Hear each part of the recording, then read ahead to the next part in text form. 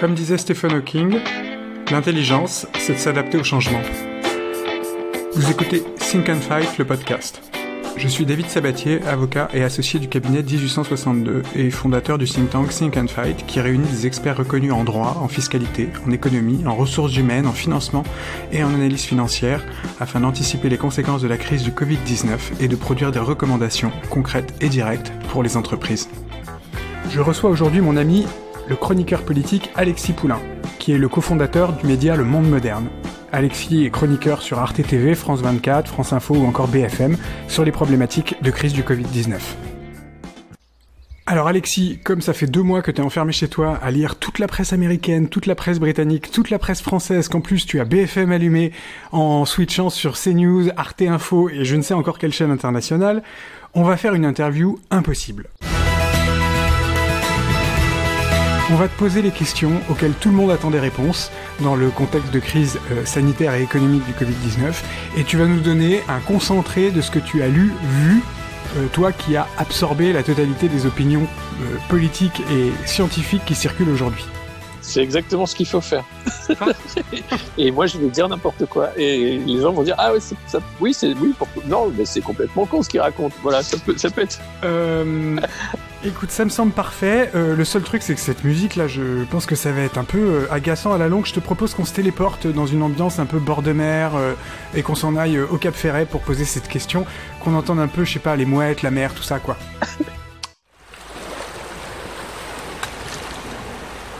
Voilà, ça me semble beaucoup mieux. On est en bord de mer, déjà, c'est au calme. Il faudrait qu'on peut pas avoir quelques mouettes. Génial. Voilà, on a les mouettes, on a les huîtres, on a le bord de mer, le banc d'Arguin en face de nous, c'est magnifique, là où on a passé tant de vacances ensemble, mon cher Alexis. Alors, première question. Est-ce qu'on en a fini avec le confinement ? Non, ça paraît clair.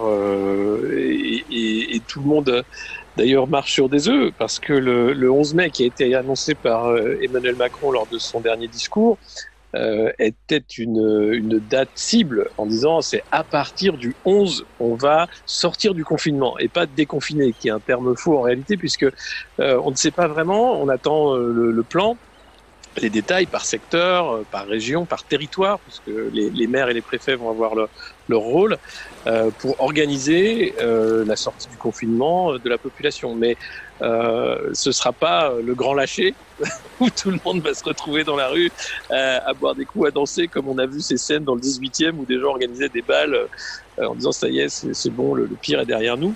Et au-delà de la sortie du confinement du 11 mai, se pose la question de possibles deuxième vague, troisième vague, donc d'épisodes de confinement qui seraient à prévoir dans le futur si jamais il devait y avoir de nouveaux pics épidémiques. Donc rien n'est clair parce que ce virus reste quand même un inconnu et la façon dont il se propage peut encore poser bien des soucis à la puissance publique.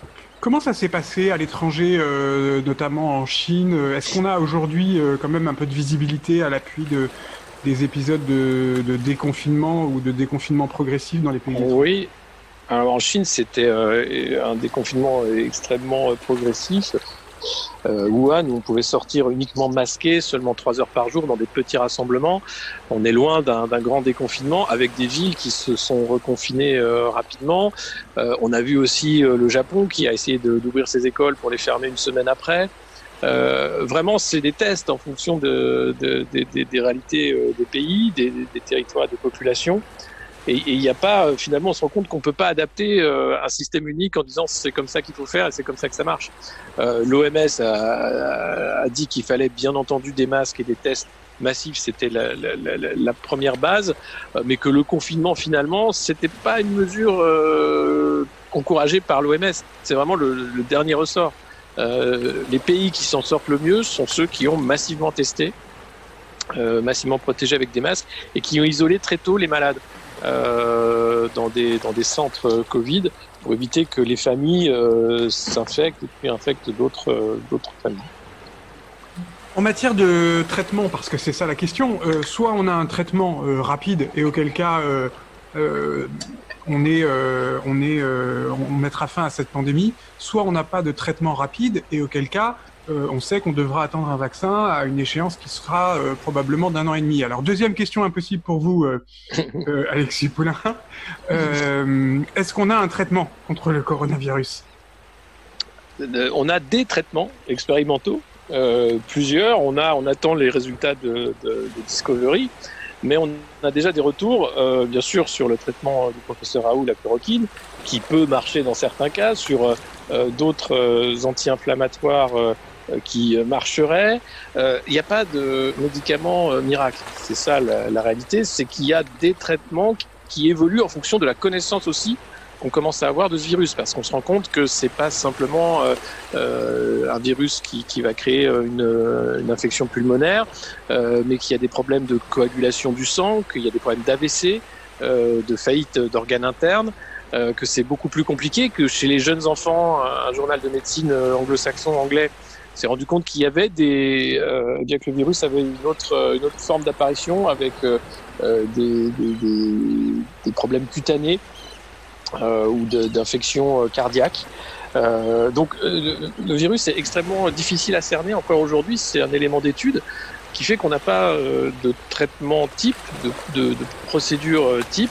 Alors c'était incroyable, hein, la chloroquine, ça aurait été trop beau évidemment si ça avait été le médicament miracle. C'est un peu comme ça que ça a été présenté par Donald Trump très rapidement et par les républicains et c'était un médicament politique pour dire voilà, moi j'ai la solution, donc maintenant au boulot les Américains et tout va très bien se passer. Et puis au fil des semaines, on a vu que l'engouement républicain pour la chloroquine a petit à petit diminué pour que Donald Trump n'en parle plus du tout finalement dans ses points presse récents. Donc il n'y a pas de médicament miracle. Maintenant, il y a des politiques qui rêvent au miracle pour dire justement, moi je vous ai apporté la solution. Maintenant, on va retourner au boulot et pas avoir peur parce qu'on a des solutions clés en main. Il n'y en a pas. Troisième question impossible, car face à cette crise sanitaire, l'enjeu qui suit est évidemment la crise économique. Et donc, selon vous, Alexis Poulain, quelle sera l'ampleur de cette crise économique et à quel moment va-t-on en ressentir les effets ? On en a déjà ressenti en partie les effets, mais à quel moment la vague de crise et la vague de récession va tous nous frapper ? C'est déjà le cas. On est dans le partie ascendante. La crise, elle est d'une ampleur inédite. On parle de 29, on parle d'une des plus grandes crises économiques de l'histoire contemporaine. Aux États-Unis, en quelques semaines, le nombre d'emplois détruits a été supérieur au nombre d'emplois créés ces 11 dernières années depuis la crise de 2008. Il a fallu seulement quelques semaines pour mettre des millions d'Américains au chômage. En Europe, on a heureusement des systèmes de protection sociale qui fonctionnent, donc on a le chômage partiel, mais ça ne pourra tenir qu'un temps. Une partie, bien sûr, du chômage partiel va se transformer en chômage réel, parce que même si on arrive à relancer l'activité, avant qu'on revienne à un niveau d'avant Covid, de consommation notamment, ce sera loin. On peut relancer des lignes de production de voitures, mais à quoi ça sert de produire 200 voitures si vous avez que 50 acheteurs derrière, voire moins. Donc la question bien sûr du chômage partiel va se poser, du chômage réel, et puis le problème bien sûr de secteurs entiers que sont la restauration, le spectacle, enfin tous les métiers d'accueil, où là on parle de 40% de faillite pour certains établissements qui auront du mal à ouvrir ou à passer l'année. Donc on verra en septembre, je pense, l'ampleur des dégâts. Mais d'ores et déjà, on sait que ce sera compliqué, malgré les efforts des banques centrales pour essayer d'injecter de l'argent et sauver les banques. Parce que la clé, en fait, pour éviter une crise massive, c'est d'éviter une faillite systémique des banques qui serait emmenée par les faillites d'entreprises, de faillites du privé. Le problème, c'est pas tant la dette publique, parce que ça, elle se réinvente, elle se rééchelonne, elle se refinance sans problème. Mais les faillites privées de grandes entreprises comme des PME peuvent coûter très cher sur le court terme. Dernière question. On parle de crise sanitaire qui va déboucher sur une crise économique majeure. Qu'est-ce que vous voyez en termes de crise politique en France et au niveau international à ce jour ? Mais la crise politique, elle est avant la crise sanitaire. 2019, c'est plus de 10 pays où les populations étaient dans la rue contre leurs élites dirigeantes. C'est encore le cas en pleine crise sanitaire. Au Liban, vous avez des affrontements dans la rue. Les gens ressortent au Chili pour manifester. En France, 2 ans de gilets jaunes pour critiquer la gestion économique du gouvernement actuel. Ces contestations politiques sur le fait que finalement la démocratie était confisquée par une certaine élite financière, elles vont pas s'arrêter. On vit et on vivait avant le Covid une période révolutionnaire au sens historique, comme le dit l'ethnologue David Graeber, c'est-à-dire ce moment où les élites n'ont plus les solutions et sont complètement déconnectées de la gouvernance et où les populations se lèvent contre les élites parce que celles-ci n'ont pas les réponses.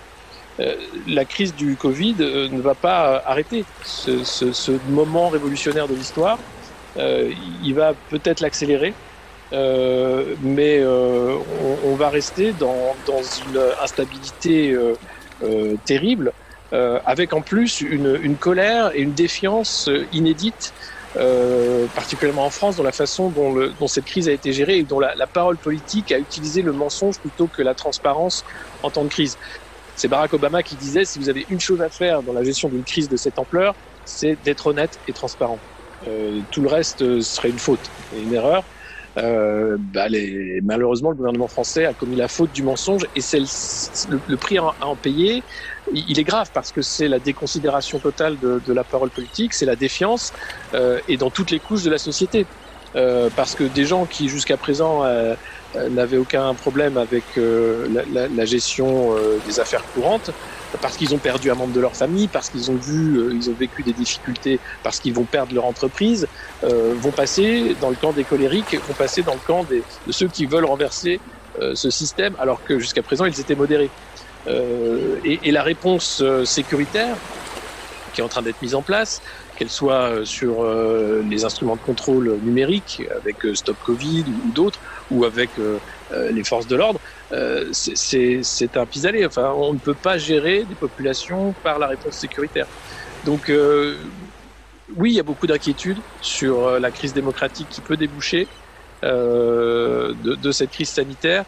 Ça dépendra beaucoup de la capacité des gouvernants d'incarner l'État de manière humble, transparente et honnête.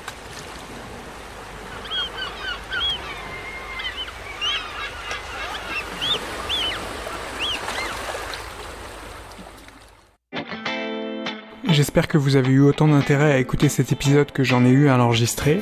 Et si celui-ci vous a plu, vous pouvez nous laisser des commentaires, bien sûr, un petit message, ça fait toujours plaisir, ou m'envoyer un mail à sabatier, sabatier, @1862-6legal.com. À très vite!